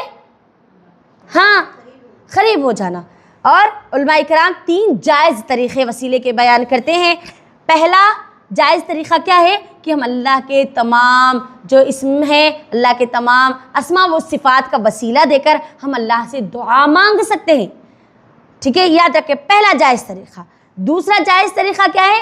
ہم ہمارے جو نیک اعمال ہے، نیک اعمال کا وسیلہ دے کر اللہ کو اپنی بات اللہ کے سامنے رکھ سکتے ہیں کہ اللہ میں نے فلاں وقت میں یہ نیکی کی تھی، اے اللہ میں نے اس وقت یہ خیر کا کام کیا تھا، میں نے اس کو یہ فائدہ پہنچایا تھا، اللہ تو اس کے بدلے میں میری یہ مصیبت دور کر دے، اس کے بدلے میں تو مجھے یہ دے دے۔ ہماری خود کی، ٹھیک ہے، جو نیکی ہے، خیر کی کا جو کام ہے، اس کا وسیلہ لگا کر ہم اللہ سے دعا کر سکتے ہیں۔ تیسرا جائز طریقہ کیا ہے کہ ہم کسی زندہ، دیکھو الفاظ میرے غور کرو، تیسرا جائز طریقہ کیا ہے؟ ہم کسی زندہ انسان جو نیک ہو اس کو وسیلے کے لیے، دعا کرنے کے لیے وسیلے کے طور پر استعمال کر سکتے ہیں۔ زندہ، اگر کوئی زندہ ہے، نیک ہے، تو ہم ان کا وسیلہ ان کو کہہ سکتے ہیں کہ آپ ہمارے لیے دعا کریں، ٹھیک ہے؟ ان کو وسیلے کے طور پر استعمال کر سکتے ہیں، زندہ ہو۔ اگر کوئی نیک ہے، نیک تھے لیکن اس دنیا سے جا چکے، تو ہم ان کا وسیلہ نہیں لے سکتے۔ وسیلے کا جائز طریقہ یہ نہیں ہے، بلکہ یہ حرام ہے، ٹھیک ہے؟ آج جو لوگ کہتے ہیں نا محمد صلی اللہ علیہ وسلم کا وسیلہ لیتے ہیں، یا پھر ہمارے اولیاء، اللہ، بزرگوں کا وسیلہ لیتے ہیں، یاد رکھنا یہ جائز اور درست نہیں ہے۔ وسیلے کے لیے، انسانوں کے وسیلے کے لیے لازم ہے کہ وہ زندہ ہو۔ مثال کیا ہے؟ عمر بن خطاب رضی اللہ تعالی عنہ نے عبداللہ بن عباس رضی اللہ تعالیٰ عنہ کو کہا تھا کہ اے عبداللہ بن عباس رضی اللہ تعالیٰ عنہ، آپ بارش کے لیے اللہ سے دعا کیجیے۔ تو عبداللہ بن عباس رضی اللہ تعالیٰ عنہ نے اللہ سے دعا کی اور اللہ نے ان کو دعا قبول کی اور پھر بارش ہوئی، کیونکہ خیر سالی ہو چکی تھی وہاں پر اس وقت۔ تو نیک زندہ انسان کی دعا کو ہم وسیلے کے طور پر استعمال کر سکتے ہیں، ان کو کہہ سکتے ہیں کہ آپ ہمارے لیے دعا کریں، اگر آپ اللہ سے دعا کریں گے کہ تو ہمیں امید ہے کہ اللہ آپ کی دعا کو قبول کرے گا۔ زندہ ہو وہ، لیکن مردہ نہیں۔ مردوں سے وسیلہ مانگنا یہ درست نہیں ہے، یہ بدعت ہے، یہ گمراہی ہے، یہ ضلالت ہے، ٹھیک ہے؟ فلاں سے مانگیں گے، فلاں جگہ جا کر مانگیں گے، وہاں جا کر اپنی نظر پوری کریں گے، وہاں اگر جا کر بولیں گے تو ہمارا کام ہو جائے گا۔ یاد رکھو، زندہ، جو لوگ زندہ ہے، نیک ہے، آپ ان سے وسیلہ لیں، اللہ نے جائز اور صحیح راستہ بتایا۔ لیکن مردوں سے وسیلہ لگانا یہ اسلام کی تعلیمات کے خلاف ہے، یاد رکھیں۔ آگے اللہ رب العزت چوری کی سزا کا تذکرہ کرتا ہے آیت نمبر 38 میں۔ اللہ کیا کہتا ہے؟ وَالسَّارِقُ وَالسَّارِقَةُ فَاقْطَعُوا أَيْدِيَهُمَا، چور چاہے وہ مرد ہو چاہے وہ عورت ہو، اس کے ہاتھ کیا کیے جائے؟ کاٹ دیے جائے۔ اگر اسلامی حکومت ہوگی تو پھر اس سزا کو کیا کیا جائے گا؟ یہ جو حکم ہے اس پر عمل کیا جائے گا۔ آج بھی جہاں پر اسلامی حکومتیں ہیں وہ اس حکم کو نافذ کرتی ہے، جو بھی چوری کرتے ہیں ان کے ہاتھ کو کاٹ دیے جاتے، چاہے وہ عورت ہو چاہے وہ مرد ہو، ٹھیک ہے؟ اچھا، یہ اتنی سخت سزا کیوں ہے؟ تاکہ لوگ ان سے عبرت حاصل کرے، کوئی دوسرا یہ گناہ کرنے کی جسارت نہ کرے، ہمت نہ کرے، کوشش نہ کرے، ٹھیک ہے؟ آگے اللہ رب العزت اہل ایمان کی صفات بیان کرتا ہے کہ ایمان والے جو ہوتے ہیں نا وہ اللہ سے محبت کرتے ہیں اور اللہ بھی ان سے محبت کرتا ہے، اور جو مومنین ہوتے ہیں نا وہ ایک دوسرے کے ساتھ بہت نرم، بہت شفقت کا ایک دوسرے کے ساتھ معاملہ رکھتے ہیں، لیکن وہیں پر جو کافرین ہیں ان کے ساتھ ان کا معاملہ بہت سخت ہوتا ہے۔ ایک مومن دوسرے مومن کے لیے بہت نرمی والا ہوتا ہے، بہت شفقت والا، بہت محبت والا، بہت مہربان ہوتا ہے، لیکن وہیں پر ایک مومن ایک کافر کے لیے بہت سخت مزاج والا ہوتا ہے، وہ نرمی اور شفقت اور مہربانی کافروں کے ساتھ نہیں کرتا، ٹھیک ہے؟ اور اللہ رب العزت نے یہاں پر آگے آیتوں میں بتلایا ہے کہ اللہ کے راستے میں جو مختلف طریقے سے کوششیں کرتے ہیں، جہاد کرتے ہیں، ایمان والے وہ ہیں جو طرح طرح سے اللہ کے دین کے لیے کوششیں اور محنتیں کرتے چلے جاتے ہیں اور دنیا کی لوگوں کی، دنیا کی چیزوں کی پرواہ نہیں کرتے۔ اللہ نے اس بارے میں اس کا تذکرہ کیا۔ دو لوگ کیا کہیں گے، مائکے والے کیا بولیں گے، سسرال والے کیا بولیں گے، ہاں ہمارے جو جگری دوست ہیں وہ کیا بولیں گے اگر میں اللہ کے دین کا یہ کام کروں گی، اگر میں یہ عمل کروں گی۔ نہیں، وہ لوگوں کی پرواہ نہیں کرتے، وہ دنیا والے لوگوں کی پرواہ نہیں کرتے۔ اور یہی صفت مسلمانوں کی اور ایمان والوں کی ہے، ٹھیک ہے۔ دین پر عمل کرنے کے لیے وہ یہ نہیں دیکھتے کہ کون کیا کہیں گے، بس ان کے ذہن میں، ان کے خیال میں، ان کی زندگی میں یہ بات بالائے طاق ہوتی ہے کہ میرا رب کیا کہتا ہے، میرے رب سے مجھے فرق پڑتا ہے، مجھے میرے اطراف رہنے والے لوگوں سے فرق نہیں پڑتا۔ اللہ اکبر، کتنی پیاری تعلیمات ہے۔ دیکھیے اگر ہم ان باتوں پر عمل کریں گے نا، واقعی ہم کو دین پر عمل کرنے سے کوئی روک نہیں سکتا۔ ہاں، دین پر عمل کرنے کے لیے سب سے بڑا جو جملہ آتا ہے نا وہ کیا ہے، لوگ کیا کہیں گے۔ ہاں، اگر ہم ہماری خوشی صرف گھر میں نکال لیں گے تو لوگ کیا کہیں گے، اس کے لیے تو ہم کو بڑی دعوت کرنی پڑے گی، ہاں لوگوں کو بلانا پڑے گا، دکھانا پڑے گا کہ ہم بھی کیا ہے خوشیاں ایسے مناتے۔ اللہ چاہے تو راستے آپ کے لیے آسان ہے، آپ چاہے تو اپنے لیے آسان راستہ کا انتخاب کریں۔ ہاں، لوگ کیا کہیں گے، آج لوگ کیا کہیں گے اس الفاظ کی وجہ سے آج ماں باپ شادیوں کے لیے نہ جانے کہاں کہاں سے قرض لے کر، سود پر پیسہ لے کر اس لوگوں کے اس طعنے سے بچنے کے لیے پورے کے پورے کام کر رہے ہیں، اپنی خواہشات کو پورے کریں۔ لوگ کیا کہیں گے اگر ہم اتنے ہزار کا جوڑا نہیں لیا شادی میں تو، ہاں لوگ کیا کہیں گے اگر ہم ہماری بیٹی کو جہیز نہیں دیں گے، لوگ کیا کہیں گے اگر ہم ہمارے بیٹے کا بڑا ولیمہ نہیں کریں گے، ہاں لوگ کیا کہیں گے، لوگ کیا کہیں گے، لوگ کیا کہیں گے۔ ان الفاظ کی وجہ سے نا ہم اپنی جتنی حلال کمائی ہے نا وہ پوری حرام میں لگا رہے ہیں۔ آج کوشش کرے وہی عمل کرے جو اللہ کہتا ہے۔ لوگ کیا کہیں گے اس کی پرواہ مت کیجئے۔ لوگ تو وہ ہے، آپ اچھا کریں گے تو بھی وہ ہضم نہیں کریں گے، آپ برا کریں گے یا نہیں کریں گے تو بھی وہ ہضم نہیں کریں گے۔ آپ اچھے سے اچھے پکوان پکا بھی دیں گے، اچھے سے اچھا انتظام کر دیں گے، اس میں بھی کوئی نہ کوئی نقطہ وہ نکالیں گے کہ سب اچھا تھا مگر یہ ایک چیز پسند نہیں آئی، ان کو پسند نہیں آئے گی، وہ کبھی ہم سے خوش نہیں ہوں گے۔ ہاں، ہم ان کو کتنا ہی راضی کرنے کی کوشش کریں، ٹھیک ہے، یاد رکھیں۔ تو یہ ایمان والوں کی صفت ہے کہ وہ دنیا کی پرواہ نہیں کرتے۔ آگے اللہ رب العزت یہودیوں کے جو الفاظ ہے اس کا ذکر کرتا ہے کہ یہودی کہتے ہیں اللہ سے کہ اللہ تو بڑا بخیل ہے۔ یہودی کہتے ہیں کہ اللہ تو بڑا بخیل، اللہ دیتا نہیں ہے، اللہ خرچ کرتا نہیں ہے، اللہ انسانوں کو عطا نہیں کرتا ہے۔ تو اللہ نے آیت نمبر 64 میں ان لوگوں کو بڑی تنبیہ کی ہے۔ کیا کہا اللہ نے، یہودیوں کے الفاظ کو اللہ نے ذکر کیا یہاں پر، وَقَالَتِ الْيَهُودُ يَدُ اللَّهِ مَغْلُولَةٌ۔ اللہ کہتا ہے کہ یہ یہودی کہتے ہیں کہ اللہ کے ہاتھ تو بندھے ہوئے، اللہ خرچ نہیں کرتا، اللہ دیتا نہیں، اللہ عطا نہیں کرتا۔ تو اللہ اس عقیدے کو یہاں پر مجھ کو اور آپ کو بتاتا ہے کہ اگر اللہ تم کو دیتا نہیں ہے، ہاں اللہ اگر عطا نہیں کرتا تو اللہ کو تم بخیل مت کہو۔ اور اگر تم ایسی جسارت کرو گے تو آیت نمبر یہ 64 میں اللہ نے کہا کہ پھر اللہ کی طرف سے تمہارے لیے لعنت نازل کی جائے گی، لعنت ہوگی ان لوگوں پر جو اللہ کو بخیل کہیں گے۔ ہاں ہوتا ہے نا ہماری زندگی میں کبھی حالات سخت ہو جاتے ہیں، تنگ ہو جاتے ہیں، تو ان حالات میں اللہ ہم کو کیوں نہیں دیتا، کہ اللہ کے پاس نہیں ہے دینے کو؟ ہمارے زبان سے بھی کبھی الفاظ نکل جاتے ہیں۔ یاد رکھیں ہم مومن ہیں، ہم ہمیشہ اس بات کو اپنے ذہن میں نقش کر دے کہ میرا رب عطا کرنے والا ہے، جب صحیح وقت ہوگا حکمت کے ساتھ میرا رب عطا کرتا ہے۔ بعض اوقات ہوتا ہے کہ ہمارے پاس اللہ ہم کو عطا کر دے اور وہ عطا ہم کیا کرتے ہیں، وہ عطا کو ہاں اللہ کی نافرمانیوں میں خرچ کر دے، اور اللہ اپنا ہاتھ روک لے، ہم کو عطا نہ کرے، ہاں تو ہم کیا کرتے ہیں، وہ نافرمانی سے رک سکتے ہیں نا، ہو سکتا ہے نا کبھی ایسا۔ اللہ کی حکمتیں ہمارے لیے بہت بہترین ہوتی ہے، اس بات کو یاد رکھے۔ اگر حالات کبھی مشکل ہو، کبھی آسانیاں ہو، تمام وقت میں یاد رکھے عطا کرنے والی ذات اللہ ہے۔ اللہ کے ہاتھ بندھے ہوئے نہیں ہیں۔ کون ہے جو اللہ کے ہاتھ کو باندھے، اللہ کو روک سکے، ہاں دینے سے روک سکے، ہاں عطا کرنے سے روک سکے، کیونکہ تمام خزانے تو اسی کے پاس ہے نا، دینے والی چیز وہی ہے۔ اگر ہم یہ الفاظ بولیں گے تو اللہ کیا کہتا ہے، اگر تم یہ جسارت کرو گے، تم یہ ہمت کرو گے یہ کہنے کی کہ اللہ بخیل، اللہ کے ہاتھ بندھے ہوئے، تو یاد رکھو تمہارے لیے پھر اللہ کی لعنت نازل کی جائے گی۔ اللہ اکبر۔ آگے اللہ رب العزت آیت نمبر 67 میں ہم کو ایک بہت ہی اہم ذمہ داری کی طرف لاتے ہیں۔ اگر ہم تبلیغ کرتے ہیں، اگر ہم اس ذمہ داری کو انجام دیتے ہیں، ہاں لوگوں کو اللہ کی طرف بلاتے ہیں، تو ہم کس چیز کی طرف لوگوں کو بلائیں گے؟ اپنی کتاب کی طرف بلائیں گے، اپنی باتوں کی طرف لوگوں کو تبلیغ کریں گے، یا اپنے خیالات کی طرف لوگوں کو بلائیں گے؟ کس چیز کی طرف ہم لوگوں کو بلائیں گے؟ اپنی جماعت کی طرف بلائیں گے، اپنے امام کی طرف بلائیں گے، ہمارے گھر والوں کی طرف بلائیں گے، ہاں ہمارے مائکے اور سسرال کی جو تعلیم ہے، جو عقیدے ہیں، ان کی طرف بلائیں گے؟ ہم لوگوں کو بلائیں گے تو کس طرف بلائیں گے؟ کن لوگوں کی، کن باتوں کی ہم تعلیم دیں گے؟ کس بات کی ہم تبلیغ کریں گے؟ اللہ رب العزت آیت نمبر 67 میں کہتا ہے یا ایھا الرسول بلغ ما انزل الیک من ربک، اے رسول صلی اللہ علیہ وسلم جو کچھ آپ کے رب کی طرف سے آپ پر نازل کیا گیا ہے پہنچا دیجیے۔ بات کیا پتہ چلی؟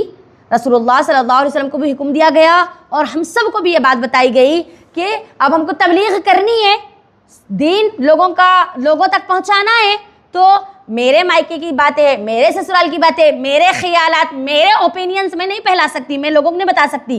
مجھ کو اور آپ کو یہ حکم دیا گیا کہ ہم کیا کریں؟ تبلیغ کریں۔ کن چیزوں کی؟ جو اللہ نے نازل کی ہے۔ کون کون سی چیز اللہ نے نازل کی ہے؟ قرآن اور حدیث۔ ہم کو اب دعوت دینی ہے، قرآن اور حدیث کی ہم دعوت دیں گے، کیونکہ قرآن اور حدیث یہ دونوں اللہ کی طرف سے نازل کی گئی ہے۔ حدیثیں بھی اللہ کی طرف سے ہی نازل کی گئی، یاد رکھیں۔ آج ہمارا غلط عقیدہ یہ ہے کہ نہیں خالی قرآن ہی اللہ نے نازل کیا، نہیں۔ میں نے آپ کو پچھلے پاروں میں یہ بات بتائی تھی نا، نہیں پہلی کلاس میں ہی میں نے یہ بات بتلائی تھی آپ لوگوں کو کہ قرآن کی فضیلت پر میں نے آپ لوگوں کو کہا تھا کہ انا نحن نزلنا الذکر وانا لہ لحافظون، یہ آیت میں نے تلاوت کی تھی، آپ کو بتایا تھا نا کہ ہم نے اس ذکر کو نازل کیا اور ہم ہی اس کی حفاظت کریں گے۔ اللہ نے اس کے ذکر کا تذکرہ کیا نا، ہاں اللہ نے یہ نہیں کہا کہ انا نحن قرآن، ہم نے اس قرآن کو نازل کیا، نہیں کہا۔ اللہ نے کیا کہا؟ انا نحن نزلنا الذکر۔ دیکھو جو لوگ حدیثوں کو نہیں مانتے نا، ان کے لیے یہ دلیل ہے، اللہ نے ذکر کو نازل کیا۔ ذکر قرآن اور حدیث دونوں ہیں، یاد رکھیں۔ اس کی تفسیر میں جائیے، آپ تفصیل پڑھیں، آپ اس کی پتہ چلے گا۔ قرآن اور حدیث یہ دونوں اللہ کی طرف سے نازل کی گئی ہے، وحی متلو اور وحی غیر متلو کی شکل میں، ٹھیک ہے۔ اب اس کے بعد دیکھیے بڑی اہم باتیں آ رہی ہے آگے۔ اللہ نے بنی اسرائیل پر لعنت کے اسباب ذکر کیے۔ ہاں بنی اسرائیل پر لعنتیں کی گئی ہیں نا، ہاں جتنی نعمتیں ان کو دی گئی تھی وہ تمام نعمتیں ان سے چھینی گئی۔ ایک وقت تھا کہ جب ان کو کیا کہا گیا تھا؟ پورے عالمین پر اللہ نے ان کی فضیلت دی تھی، اور ایک وقت وہ آیا کہ اللہ نے ان کو برباد کر دیا، ہاں ان کے اوپر لعنتیں بھیجی۔ اس کی وجہ کیا تھی؟ کہ ایک وقت وہ اللہ کے بڑے محبوب تھے، اور ایک وقت آیا کہ وہ اللہ کے سب سے زیادہ نافرمان بندے بن گئے، ہاں ناپسندہ بندے بن گئے۔ سبب کیا تھا؟ وجہ کیا تھا؟ یہ اسباب کو ذکر کرنے کا مقصد یہ ہے کہ آج ہم بھی اللہ کے چہیتے ہیں، ہے نا، امت محمدیہ بہت چہتی امت ہے۔ کہیں ایسا نہ ہو کہ جو اسباب آگے ذکر کیے جا رہے ہیں، اگر وہ اسباب کو ہمارے اندر بھی اگر ہو تو پھر ہم پر بھی کہیں اللہ کی لعنت نہ ہو۔ اسباب کیا ہے؟ آیت نمبر 78 کے آخری ٹکڑے میں دیکھیے اللہ ذکر کرتا ہے یہاں پر بنی اسرائیل کے تعلق سے کہ ذَلِكَ بِمَا عَصَوْا وَكَانُوا يَعْتَدُونَ، وہ کیا کرتے تھے؟ لعنت کی، اللہ رب العزت کی لعنت کی وجہ کیا تھی ان کے اوپر؟ کہ وہ نافرمانی کرتے تھے اور حد سے بڑھنے والے تھے، حدوں کو توڑنے والے تھے۔ پہلے دو اسباب بیان کیے گئے، دیکھو آیت نمبر 78 کے آخری ٹکڑے کو دیکھیے، ذَلِكَ بِمَا عَصَوْا وَكَانُوا يَعْتَدُونَ، دو اس کے اندر اسباب بیان کیے گئے ایک آیت میں۔ کیا کہ وہ اللہ کی نافرمانی کرتے تھے، اور دوسری چیز وہ اللہ کی حدوں کو توڑتے تھے، اللہ کی نافرمانیاں کرتے تھے۔ اللہ نے جو ان کے لیے حدیں بنائی، جو باؤنڈریز بنائی، آپ یہاں تک کر سکتے، آپ اس کے بعد آگے نہیں جا سکتے۔ ہم کو بتایا گیا نا، ہم کو بھی باؤنڈریز دی گئی، کیا حلال ہے، کیا حرام ہے، کیا صحیح ہے، کیا غلط ہے، ہم کو بتا دیا گیا۔ ہاں اگر اب ہم اللہ کی بنائی ہوئی باؤنڈریز کو، اللہ کی بنائی ہوئی حدوں کو توڑیں گے تو یاد رکھیں ہم بھی پھر وہ لعنت کے زمرے میں ہم بھی آ سکتے ہیں، کیونکہ بنی اسرائیل کی پر اللہ کی لعنت کی وجہ یہی تھی کہ وہ نافرمانی کرتے تھے اور اللہ کی حدوں کو توڑا کرتے تھے، اللہ جو کہتے تھے اس کے خلاف وہ جایا کرتے تھے۔ اور تیسرا سبب اللہ نے آیت نمبر 79 میں ذکر کیا ہے۔ اللہ کیا کہتا ہے کہ ان کی جو تیسرا جرم تھا نا، تیسرا سبب ان کا تھا نا کہ وہ ایک دوسرے کو برے کاموں سے منع نہیں کرتے تھے، روکتے نہیں تھے۔ اللہ اکبر، ایک دوسرے میں جب وہ کوئی برا کام دیکھتے، برائی کو دیکھتے تو وہ روکتے نہیں تھے، غلط کاموں کو لوگوں کے درمیان ہوتا ہوا صرف دیکھا کرتے تھے۔ بات کیا پتہ چلی؟ اللہ کی لعنت ہونے کی ایک بہت بڑی وجہ یہ بھی ہے کہ بندہ گناہوں کو ہوتا ہوا دیکھے، طاقت ہونے کے باوجود بھی اس گناہ کو نہ روکے۔ نبی صلی اللہ علیہ وسلم کی صحیح حدیث ہم کو پتہ ہے نا، میں نے کل بھی اس کا ذکر کیا تھا، تذکرہ کیا تھا کہ اگر آپ بھلائی کا حکم دینے اور برائیوں سے روکنے کا کام اگر چھوڑ دو گے تو اللہ کے عذاب تم پر آئیں گے، اور تم عذاب آنے کے بعد اللہ سے دعائیں کرو گے تو اللہ تمہاری دعاؤں کو قبول نہیں کرے گا۔ آج آپ دیکھیے مسلمانوں کے حالات کیا ہے، ہمارے حالات کیا تھے، اللہ نے ہم کو کتنا اونچا مقام عطا کیا تھا، اگر کوئی مسلمان کی زبان سے کوئی ایک لفظ نکلتا تو پورے کے پورے لوگوں کے لیے ایک عمل کا فیصلہ ہو چکا ہوتا، لیکن آج تمام مسلمان مل کر بھی پکاریں گے تو کوئی اس کی سننے والا نہیں ہے۔ وجہ کیا ہے؟ آج ہم نے لوگوں کو برائی کرتا ہوا چھوڑ دیا، آج ہم نے اس ذمہ داری کو انجام نہیں دیا۔ ہم کیا کہتے ہیں؟ نہیں بھائی ہم نہیں بولیں گے، ہاں ہم کو کیا کرنا ہے، لوگ کرتے ہیں کرنے دے۔ بنی اسرائیل پر اللہ کی لعنت کا ایک بہت بڑی سبب، بہت بڑا ایک جرم یہ تھا کہ وہ برائی کو کرتا ہوا دیکھتے تھے لیکن اس کو روکا نہیں کرتے تھے۔ آج ہمارے پاس بھی ہوتا ہے نا، ہاں نہیں بھائی ہم ان کو نہیں بولتے، بھائی کر رہے ہوں گے انہوں گناہ، بول رہے ہوں گے انہوں غیبتیں کر رہے ہوں گے، ہم نہیں بولتے، نہیں آپ کا کام ہے اگر آپ کے سامنے کوئی بھی گناہ ہو، کوئی بھی گناہ ہو، چاہے وہ زبان سے ہو، چاہے وہ ہاتھ سے ہو، ہاں چاہے وہ آپ کے اعمال سے ہو، ہمارا کام ہے اگر ہمارے سامنے ہو، اگر ہم ایمان والے تو ہم اس کو کیا کریں گے؟ روکیں گے، کیونکہ ہم کو اللہ کی لعنت کے زمرے میں آنا نہیں ہے۔ ہاں آج ہوتا ہے نا، ہم آج دیکھتے ہیں کہ کوئی ایک لڑکی کوئی ایک لڑکے سے بات کرتی ہے، ہم کو پتہ ہے تو ہم کو کیا کرنا چاہیے؟ اس کام کو، اس گناہ کو روکنا چاہیے۔ کوئی غیبت کرتے ہیں، کوئی جھوٹ بولتے ہیں، کوئی کسی پر ظلم کرتے ہیں، کوئی کسی پہ زیادتی کرتے ہیں، کوئی غلط بات لوگوں کے درمیان پھیلاتے ہیں، اور ہم کو پتہ ہے ہمارے سامنے یہ بات ہو رہی تو ہم کو کیا کرنا چاہیے؟ اس کو روکنے کی پوری کوشش کرنی چاہیے۔ جتنی اللہ نے طاقت دی ہے نا، ان تمام طاقتوں کو استعمال کرنا چاہیے۔ ہم چاہے تو کیا نہیں کر سکتے۔ اگر عورت یہ عزم کر لینا تو اس کے گھر میں کوئی گناہ نہ ہو سکے کہ میرے گھر میں کوئی چیز غلط نہیں ہوگی، تو یقین مانیے عورت اپنے بات پر قائم اور دائم بھی رہتی ہے نا۔ اگر کوئی ماں یہ فیصلہ کر لے کہ میرے گھر میں کوئی غلط کام نہیں ہوگا، میرے گھر میں کوئی برائی کا کام نہیں ہوگا، میرے گھر میں صرف اللہ کے دین پر عمل کیا جائے گا، آپ مجھے بولیے کہ کیا کسی مرد کی یہ جسارت ہوگی کہ وہ آپ کو روک سکے؟ نہیں اماں، ہمارے گھر میں رول کس کا چلتا؟ بیوی کا چلتا۔ اور دین کے معاملے میں یقیناً اگر کوئی یہ خیر کی بات کرتا ہے تو ان کو چاہیے کہ وہ اس پر عمل کرے اور اس کو نہ روکے۔ خیر کی چیزوں کو کبھی بھی ہم کو روکنا نہیں چاہیے۔ آگے اللہ رب العزت آخر میں پارے کے جو اللہ نے تذکرہ کیا ہے، ہم کو اللہ نے بتلایا ہے کہ ہمارے اصل دشمن کون ہے اور ہمارے دوست کون ہو سکتے ہیں۔ آیت اس پارے کی آخری آیت، اس پارے کی آخری نصیحت کیا ہے؟ آخری پیغام اس پارے کا آیت نمبر 82، سورۃ المائدہ کی آیت نمبر 82 پر اس پارے کا اختتام ہوتا ہے، اور آیت کیا ہے؟ لَتَجِدَنَّ أَشَدَّ النَّاسِ عَدَاوَةً لِلَّذِينَ آمَنُوا الْيَهُودَ وَالَّذِينَ أَشْرَكُوا۔ اللہ کہتا ہے اے ایمان والوں، یاد رکھو تم سب سے زیادہ اپنا بڑا دشمن یہودیوں کو اور مشرکوں کو پاؤ گے۔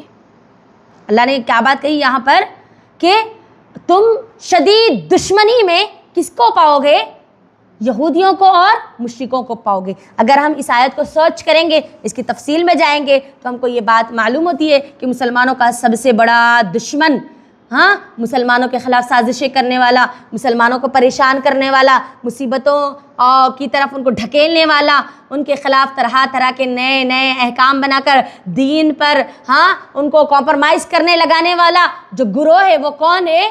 یہود ہے، مشرکین ہے۔ اللہ اس ان آیتوں میں کہتا ہے کہ اگر تمہارے کوئی خیر خواہ ہو سکتے ہیں، کوئی تمہارا اگر دوست ہو سکتا ہے، بھلائی اگر تمہارے ساتھ کوئی کر سکتا ہے تو وہ نصارہ ہے، وہ عیسائی ہے، کیونکہ اللہ ان آیتوں میں کہتا ہے کہ وہ ان کی جماعت بہت بڑی ہے، ان کی ٹیم میں جو لوگ ہیں نا، بڑی نہیں ہے، بڑی کا ذکر نہیں ہے، بلکہ اللہ کیا کہتا ہے کہ یہ جو نصارہ ہے ان کی جماعت میں، ان کی ٹیم میں پڑھے لکھے لوگ ہیں، علم والے لوگ ہیں، علم والے لوگوں کی تعداد زیادہ ہے، جیسے پادری ہے، علماء ہے، رہبان ہے، ان لوگوں میں زیادہ ہے۔ تو اور اس کی وجہ یہ بھی ہے کہ یہ جو رہبان ہے، یہ عالم ہے، یہ پادری ہے، یہ تکبر نہیں کرتے۔ تو اللہ کیا کہتا ہے کہ یہ یہودیوں کے مقابل میں تمہارے دوست ہیں، یہودیوں کے مقابل میں یہ تمہارے دوست بن سکتے ہیں، لیکن یہودی اور مشرکین یہ تمہارے کٹر دشمن ہیں۔ اللہ اکبر۔ آج آپ دیکھ لیں اور حالات کو اپنے سامنے رکھ لیں کہ آج فلسطین کا جو معاملہ ہے اس معاملے میں ہزاروں جانیں جا رہی ہے لیکن کوئی یہودی کا دل ہلنے کو تیار نہیں ہے۔ چھوٹے چھوٹے بچے یتیم ہو رہے ہیں، ہاں، عورتیں نوجوان لڑکیاں بیوہ ہو رہی ہے، ہاں، ان کے گھر ڈھا دیے گئے، ان کے پاس کھانے کے لیے کھانا نہیں ہے، ہاں، ایک نہ ایک دن کچھ دن خاموش رہتے ہیں پھر اس کے بعد پھر حالت وہی ہو جاتے ہیں۔ ہم یہ سمجھتے ہیں کہ اگر سوشل میڈیا پر اس کا تذکرہ نہیں ہوگا، سوشل میڈیا پر اگر ویڈیو وائرل نہیں کی جائے گی تو وہاں پر سب امن اور سکون اور شانتی میں ہوگا۔ نہیں، ابھی وہاں پر حالات بہتر نہیں ہوئے ہیں، وہاں لوگ دن بدن مشکلات اور پریشانیوں کا سامنا کر رہے ہیں، لیکن اللہ رب العزت کے فضل و کرم سے وہ الحمدللہ اپنے دین پر ایمان پر قائم اور دائم ہے۔ اللہ ان کے ایمانوں کی حفاظت کرے اور ہمارے بھی ایمان کو اللہ رب العزت تھوڑا سا لرزائے تاکہ ہمارے دلوں میں بھی ان کے لیے محبت پیدا ہو جائے اور ہم ان کے لیے کچھ کرنے والے بن سکیں۔ ٹھیک ہے، یاد رکھیں یہودی اور مشرکین ہمارے پکے دشمن ہیں، ٹھیک ہے، ہم کو نقصان پہنچانے والے، ہاں، ہمارے خلاف سازشیں کرنے والے، ہم کو ہمارے دین سے ہٹانے والے اگر کوئی ہو سکتے تو وہ یہی گروہ ہے، ٹھیک ہے، یاد رکھیں۔ اور